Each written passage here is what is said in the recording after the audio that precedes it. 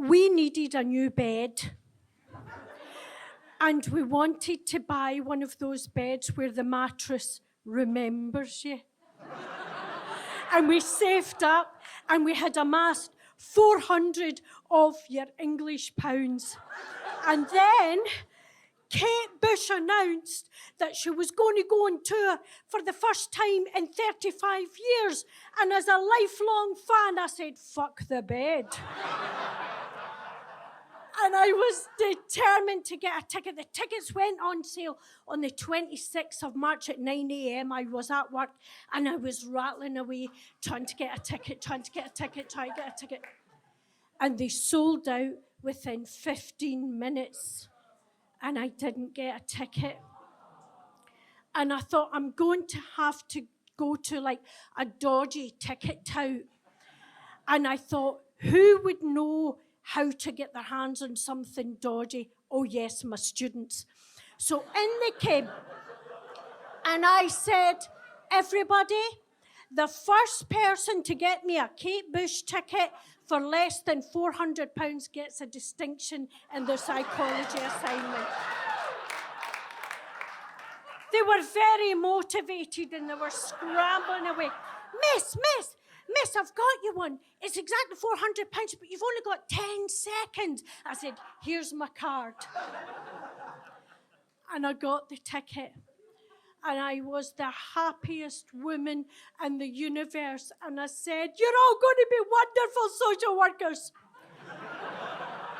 And the reason it was so important to me to see Kate Bush, obviously loving her as I did, but I started to go deaf in 2006, and I lost all my hearing in my right ear because of an unusual brain tumour, and my left ear has just been gradually diminishing in my hearing, and I can only hear, to give you context, about 35% of what's going on, and I'm only paying attention to like 40% of that. So it was really important to me, because I thought, if I get to see her, and even if my hearing goes completely, I'll have the memory of the music. So I had my ticket. August came, no ticket arrived. I phoned them maybe 1,000 times per day. Nothing. I emailed everything, and I had to accept I'd been scammed. Devastated, I phoned the bank. They said, we'll get you back your bed money. And the guy said, I feel so bad for you. He said, we managed to get 4 tickets, me, my wife, her sister, and her partner. So I then became obsessed with getting a ticket, and I'm on all sorts of websites at all sorts of times at night, and all sorts of things, and all sorts of dodgy people were offering £2,000.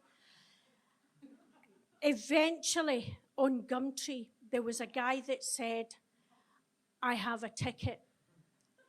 Meet me outside at 6 p.m, outside the venue. I will give you the ticket. It's a great seat. £800. 2 beds! I got there. And my friends were all saying, don't do it, it's a rip-off. And the other thing was that Kate Bush had made this proviso that she absolutely hated the idea of ticket touts and people profiting and ripping off her fans.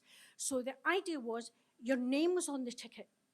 And if you didn't show ID with that name, you didn't get in. And there was big signs everywhere. If you're not the named person on the ticket, no entry.